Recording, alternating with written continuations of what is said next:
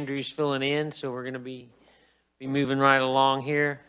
He'll help me watch for hands if someone needs to jump in and say something from online. First thing I'd like to do is turn our attention to Senate Bill 19. We just heard this yesterday. I believe it's the highway naming bill. Adam, you want to give us a brief description? Thank you, Mr. Chairman. Senate Bill 19 would designate a portion of the United States Highway 77 from the western city limits of Blue Rapids to the west, then west to the eastern city limits of the city of Waterville.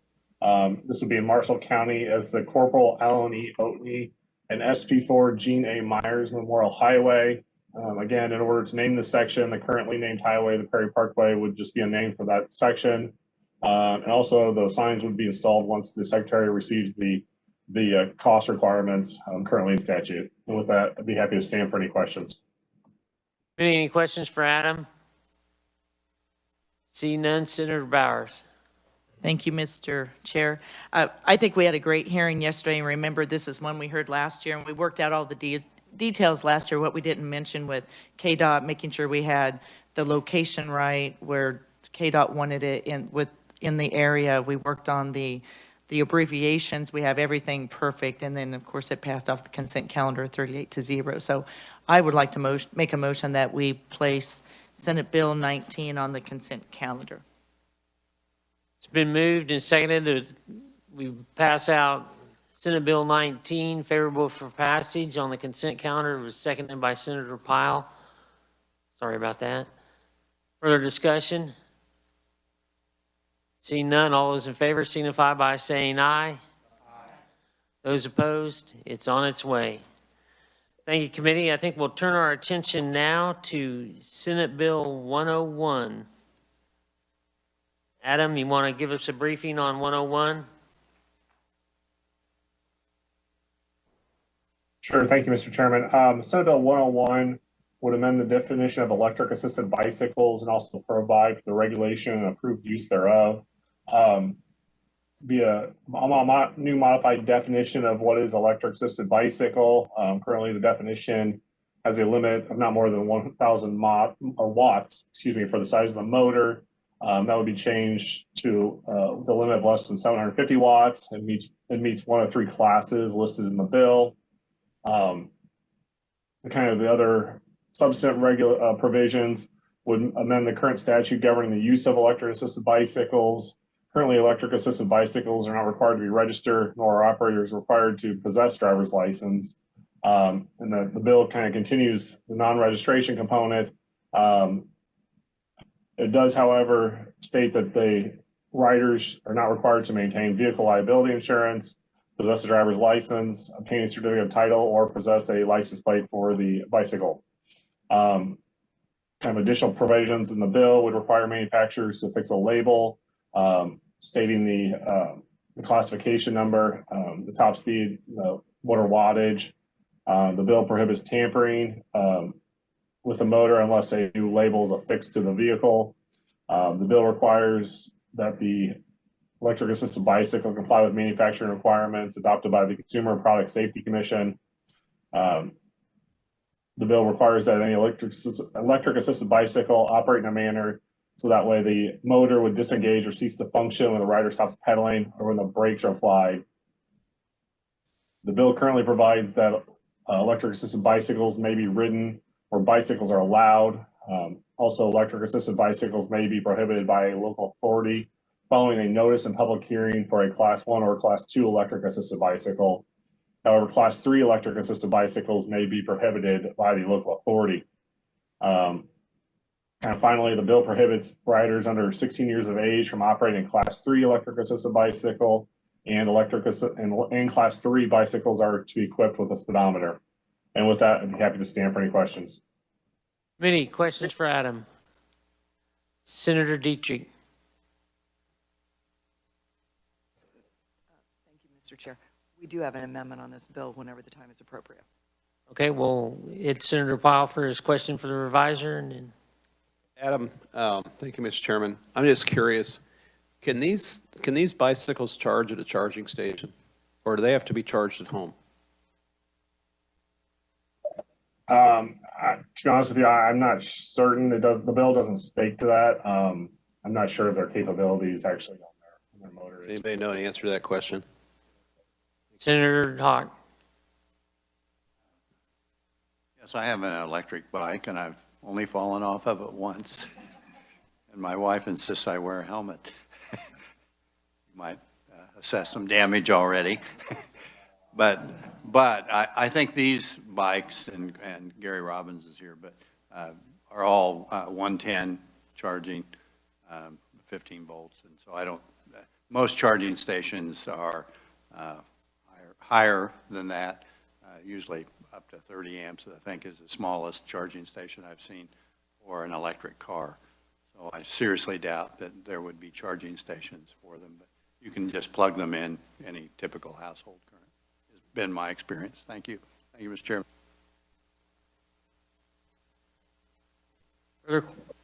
Further questions for Adam? Senator Dietrich.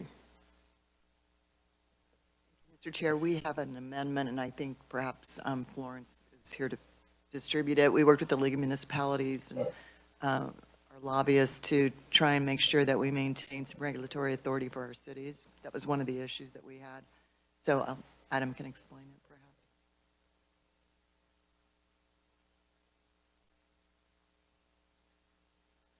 Adam, we're on the amendment for League of Municipalities for Senate Bill 101, labeled regulated use.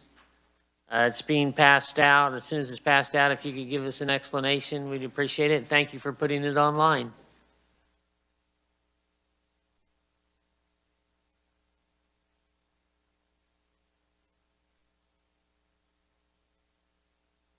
I don't know if you heard Senator Dietrich. She asked if you could explain a little bit of the amendment. Sure, Mr. Chairman. This amendment was brought forth by, I believe, the league and maybe the proponents. This was their language they came up with.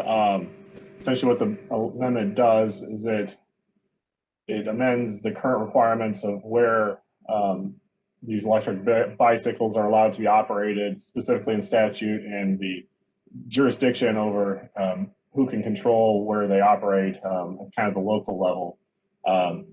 What the bill does is it states that it opens it up to allow the use of electric assisted bicycles on trails or networks, or trail networks, excuse me, if you're looking on page 9, second page of the amendment. So it allows for their operation on those. Then also strikes language under subsection G2 and G3 and provides that the city may operate or may control through ordinance their control on any of the streets, highways, roadways, sidewalks, or sidewalk areas under the city's jurisdiction. So essentially, the city would have control over, passing ordinance, banning, or regulating their use.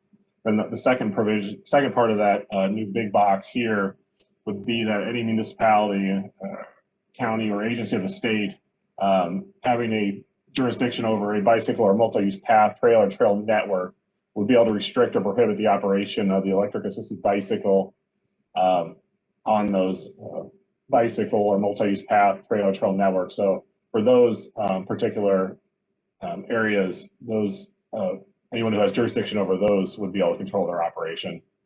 And with that, I'd be happy to stand for any questions. Any questions on drafting of the amendment? Senator Dietrich, this amendment, I believe, takes care of the issue with the counties being able to regulate them out in the state parks on their walking trails and hiking trails. Yes, exactly. Is this the amendment that was worked on by the league and the proponents? Excellent. Committee, further questions on the amendment? May I move my amendment? You may move your amendment. Move favorably on my amendment as presented. It's been moved by Senator Dietrich, seconded by Senator Pittman to adopt the amendment. Any further discussion?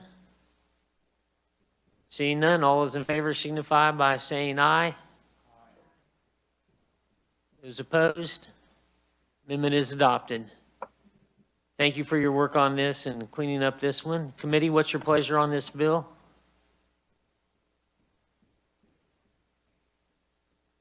Senator Dietrich.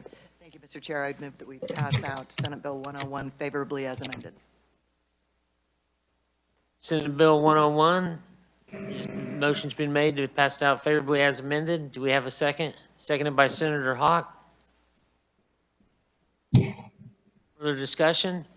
See none, all those in favor signify by saying aye. Those opposed, no. Do you wish your no to be recorded? Thank you. Senator Dietrich, would you like to carry this bill on the floor?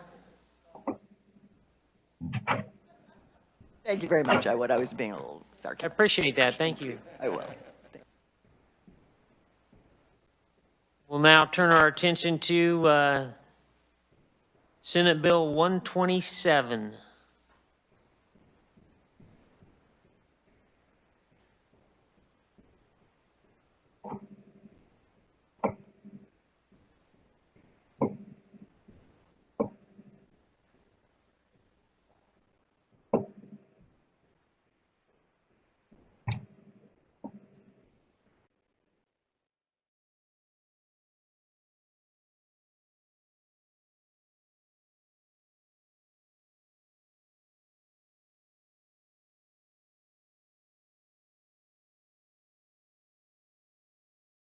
About that, took me a minute to get my folder out. Adam, could you give us an explanation on 127? Sure, thank you, Mr. Chairman. Senate Bill 127 was a division requested bill. It increases the eligible age for online license renewal. It approves electronic notices for expiring license and removes a disqualifier for obtaining restricted driving privileges. Stated earlier, the section 1 would increase the eligible age for electronic online renewal licenses from under 50 to under now 65 years of age, so increases it by 15-year extension for those who can be eligible for electronic renewal. Section 2 would allow for the division to send the required expiration notice, which is required 30 days prior to the expiration of a driver's license, by email if the person to receive the notice has authorized the electronic notice receipt. And then section 3 would remove a disqualifier from obtaining restricted driving privileges for those individuals who have previously received a state suspension as a result of a driving while suspended conviction. And with that, I'd be happy to stand for any questions. Any questions for Adam? Seeing none, thank you. Senator Bowers. Thank you, Mr. Chairman. I do have an amendment, if now is a good time. Now's a good time. All right. If you turn to your testimony in your file from the division from Kent Selk, they asked to add commercial driver license renewals also into this bill, and it would be treated the same as what the bill is attempting to do. But I do want to note it does not include the hazardous material drivers, or hazardous, it's hard to say, piece. So it's just adding commercial license renewals. And that is what the amendment does. So it would be just allow people to have a CDL to renew online, just like other driver's licenses. Adam, did you have anything to add on the amendment? I think it was fairly well explained. Thank you, Mr. Chairman. Just make sure I'm not missing anything. Materials. The only thing that I would add is, in addition to not doing the hazardous materials, the person seeking to renew would also have to submit their valid medical examiner certificate and their completion of the Truckers Against Trafficking training prior to the division renewing their license. And that's about the only other thing I could add. Senator Tyson. Thank you, Mr. Chairman. A question for Adam. Would this include school bus drivers, Adam, with the CDL? Thank you. Senator, I honestly, that might be a better question for the division. I'm not, if they hold a CDL, they would qualify. It doesn't exclude them. I'd have to look at that further if, for you to get back on you on that question, though, if the division can't answer it. someone from the division online that wants to take a stab at that? Kent may be online. I see Kent's online, but he's muted right now. Lacey Black's online. Chairman, Mr. Chairman. Yes, Oh, sorry. Can you hear me? I can. Okay. Yes. Thank you, Mr. Chairman. The member committee, Senator Tyson, your question. Yes, school bus drivers would qualify for it. The only individual are the people who have a hazard endorsement.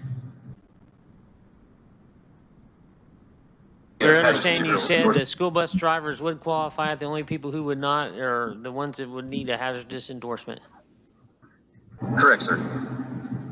Senator Tyson. Thank you, Mr. Chairman. I just wanted to make that clear to everyone that they were included. Thank you. Excellent, thank you. Any further questions on the amendment? Senator Bowers, would you like to move your amendment? I'll move my amendment. It's been moved. Do we have a second? Seconded by Senator Pittman. Further discussion? All those in favor signify by saying aye. Those opposed, no. Amendment is adopted. Committee, I have an amendment on expiring driver's licenses. Was the division that requested? You can pass that out, Florence.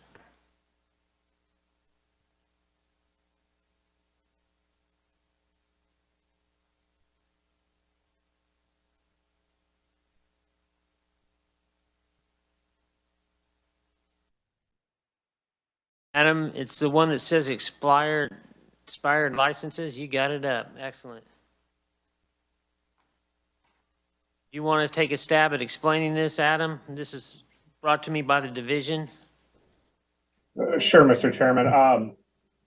So essentially how I understand currently worked, as this pandemic's gone along, there's been some orders for individuals whose license have been expired during this time. And what this will do is I'll put in statute is that these licenses, when they're expired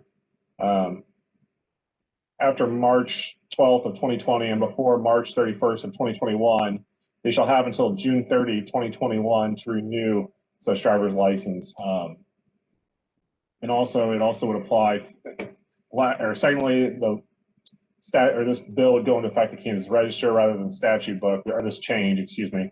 And then it also adds the same kind of provision for ID cards that have since expired. So it would apply equally to both driver's license and ID cards. The ones that expired would have up to essentially be valid until June 30 of 2021.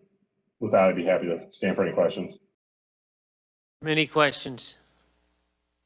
Senator Hawk. Thank you, Mr. Chairman. Is this because of the pandemic? Was there a provision about not having to renew your driver's license? This is what that was for. This is covering that. This was covering to get it extended out to the 31st to catch those next set of people. Good idea. Thank you, Mr. Chairman. Any further questions on the amendment? Seeing none, I'll move the amendment. Is there a second? Seconded by Senator Hawk. All those, any further discussion? All those in favor signify by saying aye. Those opposed? Amendment is adopted. We're back on the bill. Committee, what's your pleasure on the bill? Senator Tyson. Thank you, Mr. Chairman. I'd move that we pass the bill out favorably as amended. Motion moved to pass the bill out favorably as amended. Do we have a second? Seconded by Senator Pittman. Any further discussion? All those in favor signify by saying aye. Those opposed? Senate 127 out. Recommended favorable for passage. We'd like to now turn our attention to Senate Bill 131. Adam, can you give us a description?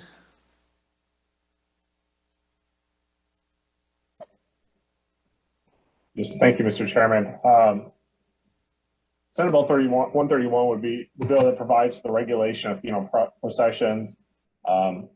Again, I misstated a little bit yesterday. Section 1 would create the new definition for a funeral procession, a funeral lead vehicle, and a funeral escort. Section 2 would just allow for the funeral processions to go through intersections when the funeral lead vehicle proceeds, regardless of the traffic signals or right-of-way provisions. Funeral processions must yield to an authorized vehicle with lights and sirens on, yield to when instructed by the police, and exercise due care to avoid collisions. And lastly, stay within 300 feet of the next car in the procession when proceeding through an intersection. Section 3 would require processions to follow closely to other vehicles as is practical and safe. And the state law requiring certain drivers to maintain a certain distance would not apply to such funeral processions. Section 3 would also require funeral procession vehicles to display lighted headlamps and tail lamps or flashing hazardous lights if so equipped. And then lastly, Section 4 states that cities and counties may require a funeral procession notification to law enforcement. However, cities and counties would be allowed to adopt any regulations that are not in conflict with these new statutory provisions. And with that, I'd be happy to stand for any questions. Any questions for Adam?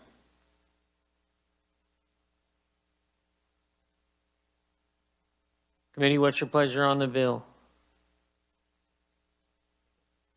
Senator Pittman. Mr. Chairman, I'd like to move 131 out of this committee favorably for passage. Motion's been made to move 131 out favorable for passage. Do we have a second? Seconded by Senator Kalous. Any further discussion? All those in favor signify by saying aye. Those opposed? It's on its way with a recommendation favorable for passage. We'll now turn our attention to Senate Bill 167. And Florence, I believe we had some additional information that was brought to us to pass out on this. Adam, and could you give us a briefing on the bill?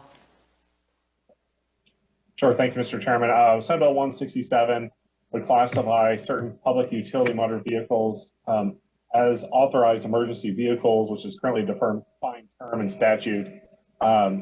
Section 1, as I stated before, would include those vehicles operated by an authorized person of an electric or natural gas public utility.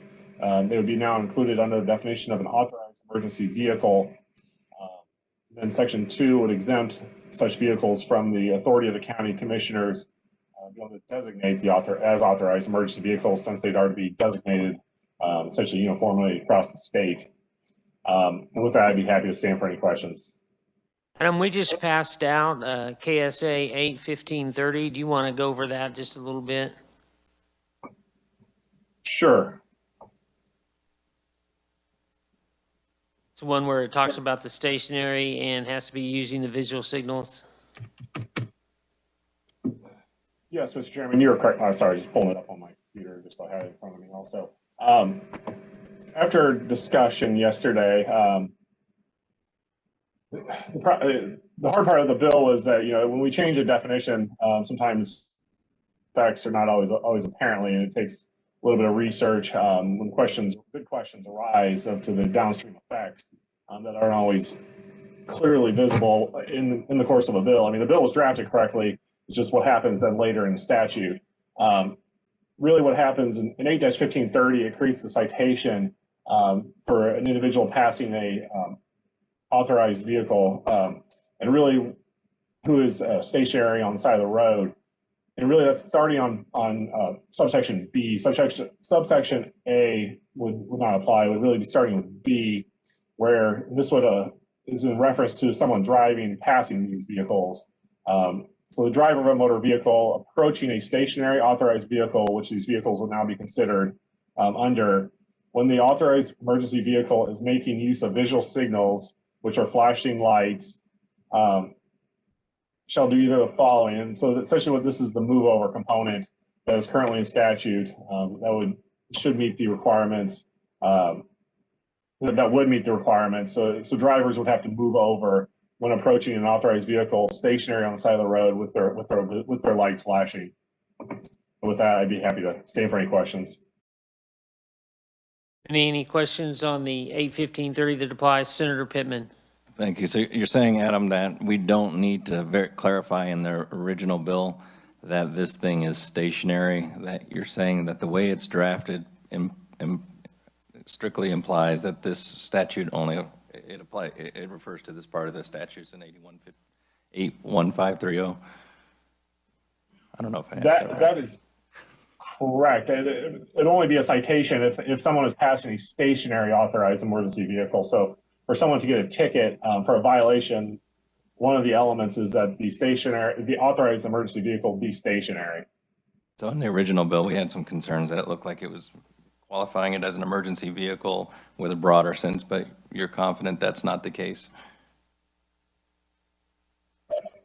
I mean, for this component, I believe you did raise maybe an issue about some operational aspects of these vehicles.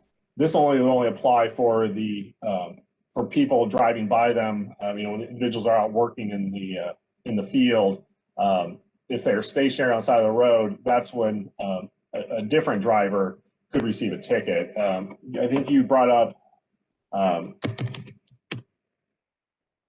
other authorized vehicles, and to be honest with you, I did look into that, and that's under 8-1506, and what the capabilities of an authorized vehicle can do. And unfortunately, I don't have a great answer for that one, because it does say when responding to an emergency call, for them to be able to operate in certain fashion with either park or stand on the side of a road, proceed past a red signal or stop sign, exceed the maximum speed limits, or disregard regulations. As that statute is currently drafted, I can't state that when responding to an emergency call wouldn't have any impact, because that one is a little more vague. So what we're saying is that the vehicle would have to be stationary for someone to receive a ticket for passing it. That is correct. Also, Adam, from what we discussed yesterday on 8:17:20 that's in there, they still have to apply that the lamps used, I believe 8:17:20 said the lamps used to display such warning to the rear shall be mounted the same level and as widely spaced as laterally as practical, and show simultaneously flashing amber or red lights or any shade of color between amber and red. Such warning lights shall be visible from a distance not less than 500 feet in normal sunlight. So just for a little information, that's what the 8:17:20 that's inside there is. Thank you for that explanation, Adam. Any further questions, committee? Seeing none, committee, what's your pleasure on the bill? Senator Hawk. Thank you, Mr. Chairman. I move we pass Senate Bill 167 out favorably for passage. Been moved to pass Senate Bill 1, seconded by Senator Pittman. Further discussion? All those in favor signify by saying aye. Aye. Those opposed? Amendments passed out favorable for passage. We'll get it right here in a minute. Now I'd like to turn our attention to Senate Bill 100.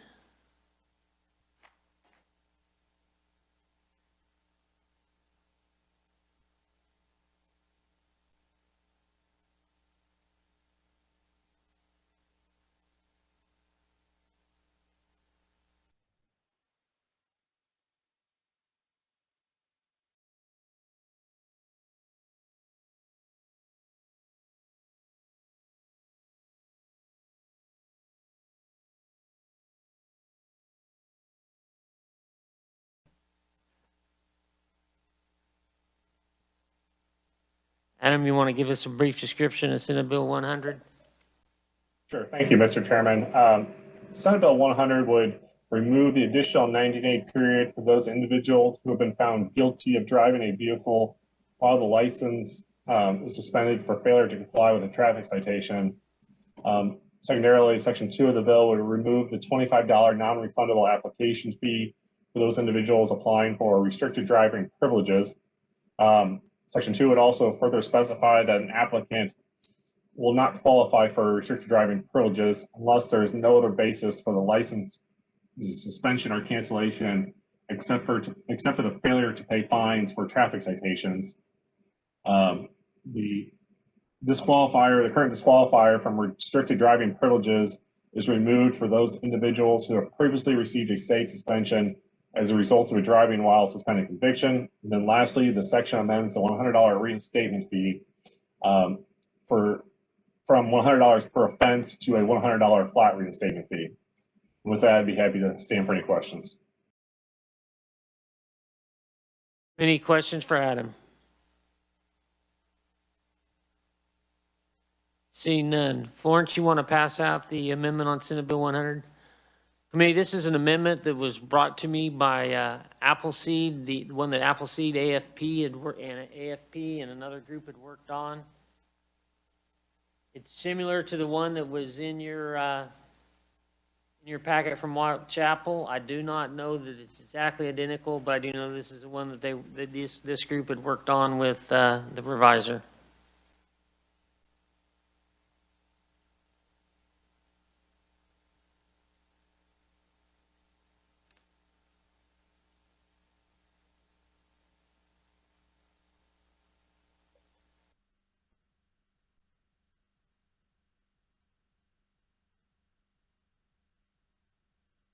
I believe this has the portions in it to where it clarified some of the language on the pleas before the court.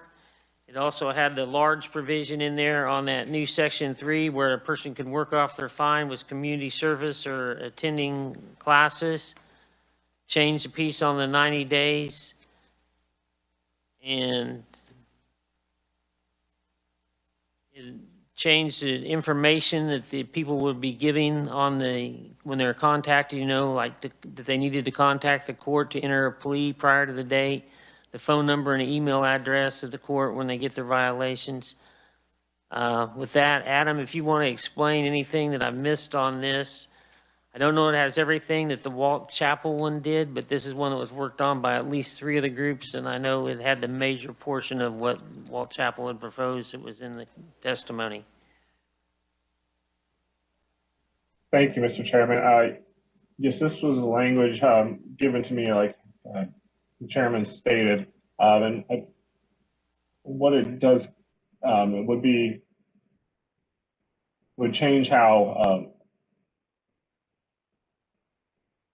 kind of when fines have to be paid, starting on section 3. It would change the language on appearing in court or contacting in court. It wouldn't always make them appear for the court, and it could, especially in section 4, it allows for on citations the phone number to be printed on the citation. It allows for individuals, I believe, on traffic citations to call the court and enter a plea prior to the court date. And as the chairman stated, section 3 really contains the new component, a lot of the new components that deal with the payment of the fines or court costs, and setting up hardship plans or waiver of fees. And with that, I'd be happy to answer any questions. Any questions for Adam? Senator Hawk. Thank you, Mr. Chairman. I just wanted to clarify, we did add new section 3 into the original bill and this new section 4. Is that correct?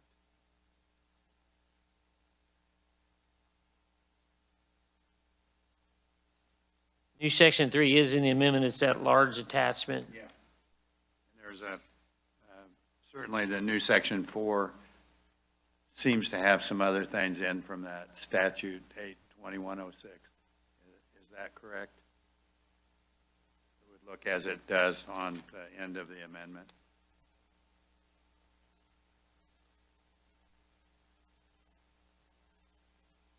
Adam, section 4 was just back 2 pages. I may have missed a part of the question. I'll try and answer it just procedurally. New section 3 is all new language. That's why it all appears in black. And then I guess I'll share my screen. Section 4 is KSA 8-2106, so it's a currently existing Kansas statute. That's why the current language is in black, and then the changes to the existing statute are in red here on the side. I tried to make the differentiate between, Section 3, which is all new language. I can't really show it as new, it's all new, and then the changes are shown in red boxes here for the current existing statute. Our amendment just has them in black, Adam. We don't have the color unless we're on the computer or on the screen. Yeah, it probably got printed just in black and white, so apologize for that. But yes, essentially then it would just be the new language is the language on the right-hand side, and then showing the box of where the new language would be inserted. That's the new components of the existing statute that would be added. Mr. Chairman, so what we see in the bill, Section 4 will stay the same, just about it taking force when publication in the statute book. And what we see on the amendment of Section 4 are just changes to the statute. Am I interpreting that? Correct. Essentially what will happen is currently Section 3 and 4 will just be shoved down to now be 5 and 6. It'll be renumbered. Okay, they'll be renumbered then. Thank you. Thank you, Mr. Chairman. Committee, what's your pleasure on the amendment?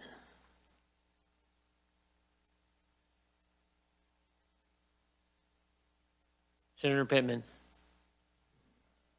I think this is a good addition. I think the payment plan aspect of this is very clear. It gives a formula for the amount that the payment plan would be, which is good. It gives an alternative for community service. I think the additional information that's clarified in Section 4 with the municipal court and the contact information, I know that can be a problem for some of my constituents not to know where to go and how to take care of these things. So I think it's a good amendment. I'm willing to make a motion to adopt it if you need one. Motion's been made to adopt the amendment. Do we have a second?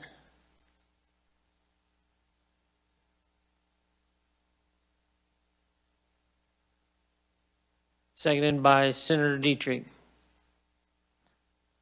Further discussion? Senator Hawk. Thank you, Mr. Chairman. I should have asked this when we were first talking. Do we know if the bringer of the bill was part of the discussions by Appleseed on this amendment? I'm just curious if there might be some the amendment looks good to me on the surface. I just wonder if there are some unintended consequences with some of this. Senator Faust-Godot had worked with Appleseed and some of the others. She said she was good with the bill with the amendment or without the amendment. Good, thank you. I appreciate that information. Thank you, Mr.